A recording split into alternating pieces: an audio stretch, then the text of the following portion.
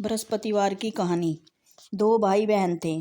बहन बृहस्पतिवार के व्रत करती थी। बृहस्पति महाराज आते, 4 लड्डू और एक चांदी का कटोरा देकर चले जाते।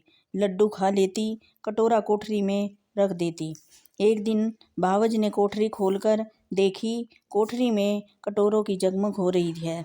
उसने पड़ोसन से कहा, मेरी ननद इतने कटोरे कहाँ से लाई? कोठरी में कटोरों की जगमग हो रही है। पड़ोसन बोली, अपने आदमी से कहियो। वह बोली, आदमी तो नहीं सुनेगा। पड़ोसन बोली, दाल का चमचा भात का दाल में दे दियो। उसने वैसा ही किया। वह बोला, पागल हो रही है क्या? वह बोली, पागल में नहीं हो रही, पागल तो तुम्हारी बहन हो रही है। पता नहीं इतने कटोरे कहाँ से लाती है।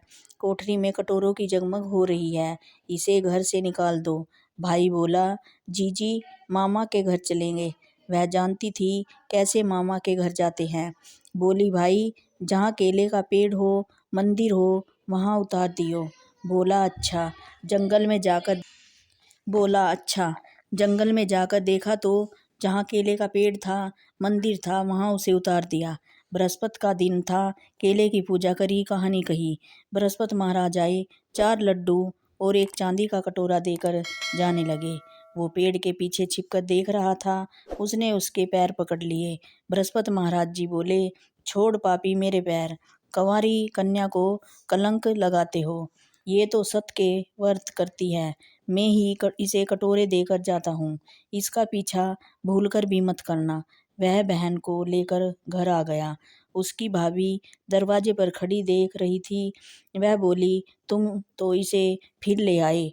वह बोला, मेरी बहन को कुछ मत कहना, मेरी बहन तो बृहस्पति के व्रत करती है, वो ही इसे कटोरे देकर जाते हैं।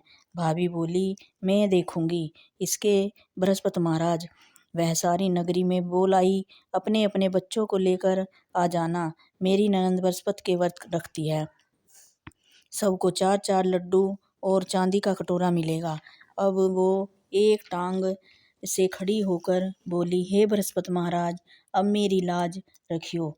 उसने तीनों बार कही। बृहस्पति महाराज आए, सबको 4-4 लड्डू और चांदी का कटोरा देकर चले गए। हे बृहस्पति महाराज, जैसे उस लड़की की लाज रखी, वैसे सब किसी की रखें। बोलो बृहस्पति महाराज।